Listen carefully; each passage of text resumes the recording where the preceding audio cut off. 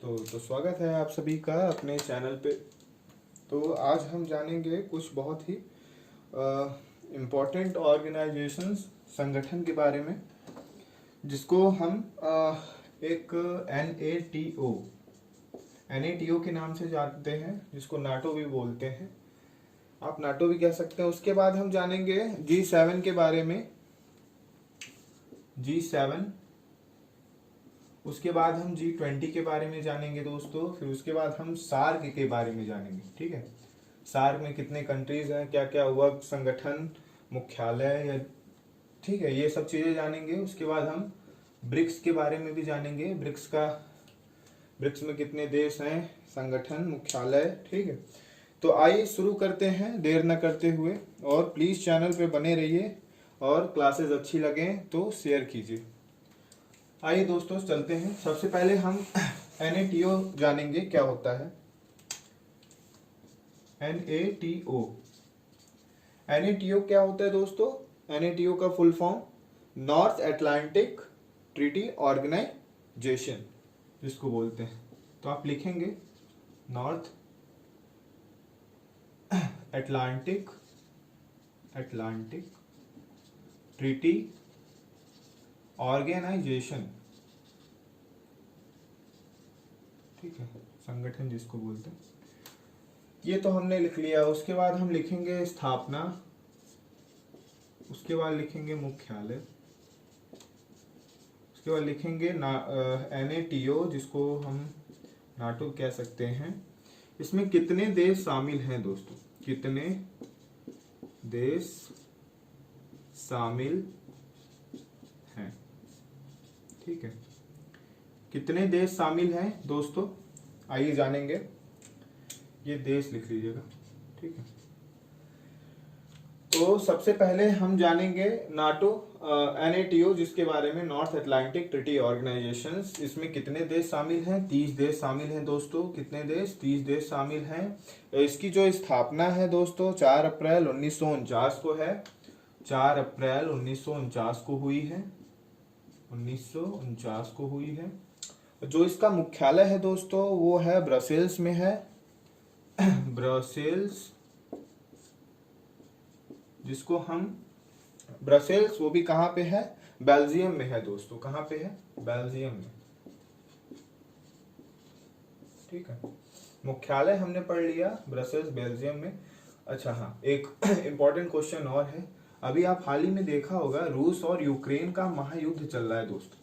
कितनी तबाही, कितनी बर्बादी हो रही है। रूस और यूक्रेन का वार चल रहा है। तो आप देखे होंगे कि यूक्रेन जो है वो नाटो में शामिल होना चाहता है दोस्तों, NATO में। इस 30 देश जो शामिल है NATO में, वो यूक्रेन भी शामिल होना चाहता है दोस्तों। अगर यूक्रेन शामिल हो जाएगा तो रूस के लिए खतरा पैदा हो जाएगा। क्यों खतरा पैदा होगा? क्योंकि जो ये 30 देश है, अगर यूक्रेन NATO में शामिल हो जाएगा तो 30 देश को यूक्रेन का सहायता करना पड़ेगा। 30 देश मिलके फिर फाइट करेंगे और रूस के लिए फिर बहुत ही दिक्कत पैदा होगा। इसलिए रूस नहीं चाहता कि यूक्रेन NATO में शामिल हो। ठीक है, तो अभी यूक्रेन शामिल नहीं है दोस्तों NATO में। यूक्रेन अभी इसका हिस्सा नहीं है, यूक्रेन। ठीक है, चलिए इतना हो गया हो तो प्लीज आप नोट डाउन करिए, स्क्रीनशॉट ले लीजिए। उसके बाद हम बढ़ते हैं अगले क्वेश्चंस पे।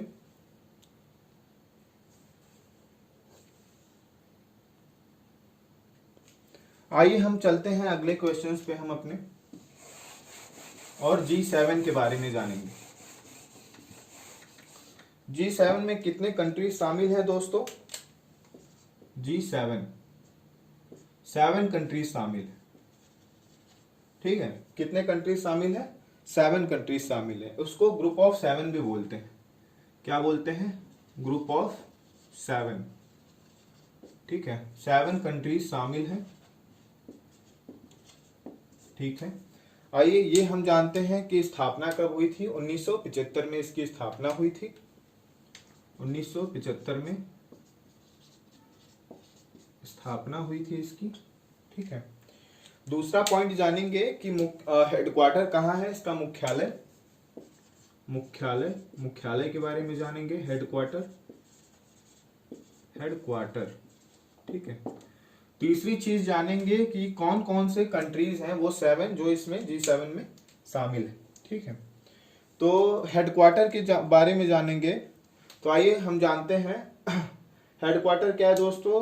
हर वर्ष जिस देश में G7 सम्मेलन होगा, आप लिख सकते हैं, हर वर्ष जिस देश में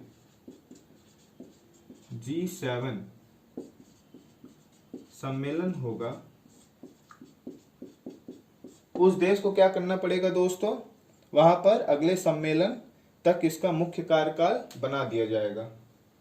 वहां पर अगले सम्मेलन तक इसका मुख्य कार्यकाल बना दिया जाएगा। सम्मेलन तक इसका मुख्य कार्यकाल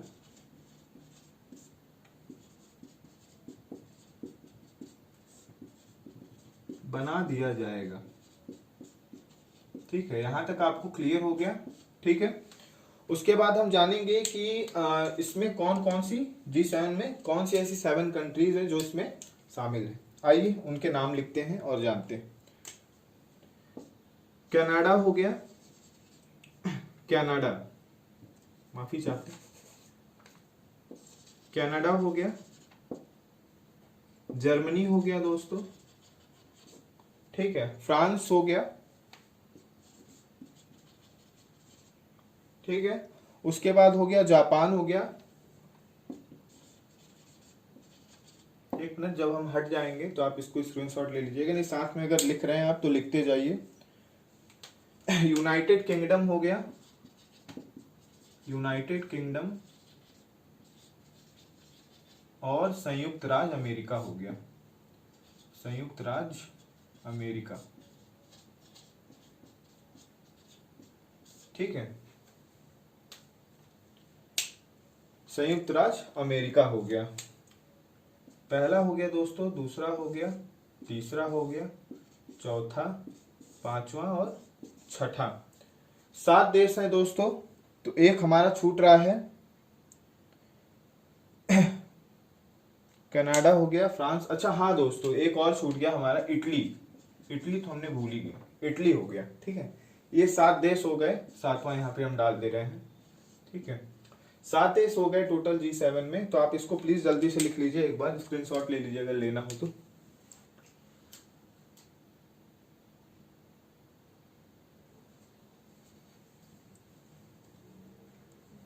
उसके बाद हम आते हैं G20 के बारे में जानेंगे दोस्तों। G20 के बारे में जानेंगे, G20, ठीक है। G20 क्या होता है सबसे पहले जान लेंगे। ग्रुप ऑफ 20 कंट्रीज के नाम से जाना जाता है, ग्रुप ऑफ 20 कंट्रीज, ठीक है। ग्रुप ऑफ 20 कंट्रीज के नाम से जाना जाता है। और स्थापना कब हुई थी, 26 दिसंबर 1919 को। स्थापना 26 दिसंबर 1919 में हुई थी दोस्तों। और आप जानेंगे इसका जो हेडक्वार्टर है वो कहाँ पे है। तो सबसे बड़ी चीज दोस्तों ये है कि जो इसका हेडक्वार्टर है वो परमानेंट नहीं रहता है दोस्तों। परमानेंट मतलब स्थायी नहीं रहता है, ठीक है, स्थायी नहीं रहता है। तो G20 समूह के पास स्थायी सचिवालय या मुख्यालय नहीं है। स्थायी सचिवालय आप लिख सकते हो, सचिवालय या मुख्यालय, मुख्यालय नहीं है। क्या नहीं है दोस्तों, सचिवालय इसका परमानेंट मुख्यालय नहीं है। इसमें कुल कितने देश शामिल है दोस्तों, ये जानना बहुत जरूरी है। G20 का मतलब ही होता है दोस्तों इसमें 20 कंट्रीज शामिल है। कितने कंट्रीज शामिल हैं, 20 कंट्रीज शामिल हैं, ठीक है। तो चलिए हम इतना जान गए। उसके बाद हम आते हैं ब्रिक्स पे। ब्रिक्स जानते हैं दोस्तों, तो आप इसको अगर लिखना चाहते हो या कुछ नोट डाउन करना चाहते हो तो प्लीज नोट डाउन कर लीजिएगा। आइए हम G20 के बारे में जान गए हैं, अब ब्रिक्स के बारे में जानेंगे। क्लास महत्वपूर्ण लग रहा हो, क्वेश्चंस अगर कंटेंट अच्छे हो तो प्लीज आप इसको शेयर कीजिएगा। आइए हम ब्रिक्स के बारे में जानते हैं। ब्रिक्स में कितने वर्ड दिख रहे हैं दोस्तों? 1 2 3 4 5, सीधा लिख देंगे 5 देश होते हैं, 5 कंट्रीज इसमें शामिल है। और सबसे अच्छी बात तो दोस्तों ये है कि इसमें अपना इंडिया भी शामिल है। ब्राजील हो गया, ठीक है, ये हो गया हमारा ब्राजील, ये हो गया रशिया, ये हो गया हमारा इंडिया। उसके बाद पड़ोसी देश चाइना भी है, ठीक है, और साउथ अफ्रीका भी है, ठीक है, एंड साउथ अफ्रीका। ये दोस्तों बहुत इंपॉर्टेंट क्वेश्चंस है, ये हर टाइम्स एग्जाम्स में आते हैं, 101% आपके एग्जाम्स में आएगा ये, ठीक है। तो सबसे अच्छी ट्रिक यही है दोस्तों, B for Brazil, R for Russia, I for India, C for China और एस फॉर साउथ अफ्रीका, ठीक है। 5 वर्ड है ब्रिक्स में, 5 देश शामिल है इसमें, ठीक है। हेडक्वार्टर कहाँ पे है इसका, आइए जान लेते हैं। हेडक्वार्टर इसका संघाई में है। कहाँ है दोस्तों? संघाई में है। संघाई कहाँ है दोस्तों? चीन में है। कहाँ है दोस्तों? भारत के पड़ोसी देश चीन में है, ठीक है, और इसमें चीन भी शामिल है। तो चलिए हम अपने अगले क्वेश्चंस पे जाते हैं, सार्क पे। SAARC, आपने नाम सुना होगा पहले भी, SAARC, सार्क। थोड़ा सा बड़ा लिख दिया हमने ताकि आपको क्लियर हो जाए। इसका चलिए सबसे पहले हम इसका फुल फॉर्म जान लेते हैं क्या होता है, ठीक है। South Asian association for regional corporation, south Asian association for regional corporation, ठीक है। रीजनल की स्पेलिंग मिस्टेक है दोस्तों, रीजनल माफी चाहते हैं आप, रीजनल सही कर लीजिएगा। रीजनल कॉरपोरेशन, ठीक है, कॉरपोरेशन,